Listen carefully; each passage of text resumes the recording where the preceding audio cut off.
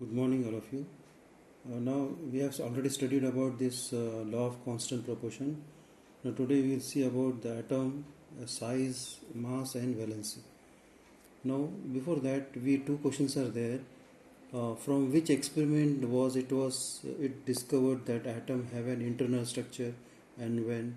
So in near about 1897, Thomson have done the experiment and it discovered the atom has an internal structure. Then what are the two parts of an atom? And nucleus and the cloud of electrons, or what are they made up of? So nucleus and the cloud of electrons. These are the two parts of an atom.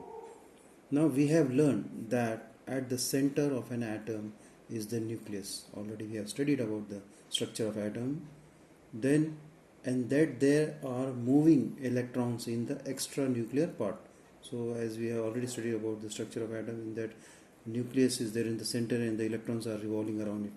The electrons are negatively charged elementary particles, while the elementary particles that make up the nucleus are positively charged, that is proton, and electrically neutral neutrons are there. Now look at the image of an atom obtained with the field ion microscope. So as we know that the size of atom or atom itself is very small in size, so it requires the ion microscope to have a view of an atom. The size of an atom is determined by its radius. Okay, so if you want to calculate the size of an atom, so it is determined by its radius. The atomic radius of an isolated atom. What is isolated atom? Atom without bonding with that other atom. So is the distance. What is atomic radius? It is the distance between the nucleus of an atom and its outermost orbit. Okay. So for example, what is your atomic radius here? So I can say this is the nucleus and this is the outermost orbit. The distance between the nucleus and the outermost orbit. So this is the radius, for example. Now, atomic radius is expressed in nanometers. So actually, how to calculate that atomic radius is expressed in nanometer. A unit of atomic radius is nanometer. So we can say here, see here that 1 upon 10 raised to 9 meter, that is equal to 1 nanometer. Or we can write 1 meter is equal to nothing 10 raised to 9 nanometers. So these are the now you will see these atoms are very tiny. Modern instruments like the electron microscope, field ion microscope, or scanning tunneling microscope have the capacity to show enlarged images of the atom. So these are the instruments by which we can see the atom in a large size. The atomic size depends on the number of electron orbits in the atom. So the atomic size depends on the number of electrons orbit in the atom. So actually we know that how many electrons are there we can know by the atomic number. Okay, how many electrons are present in that. So the greater the number of orbit, the larger the size.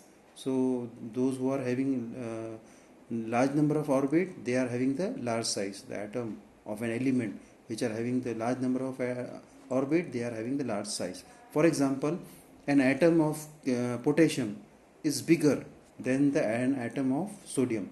So we know that the atomic number of potassium is 19.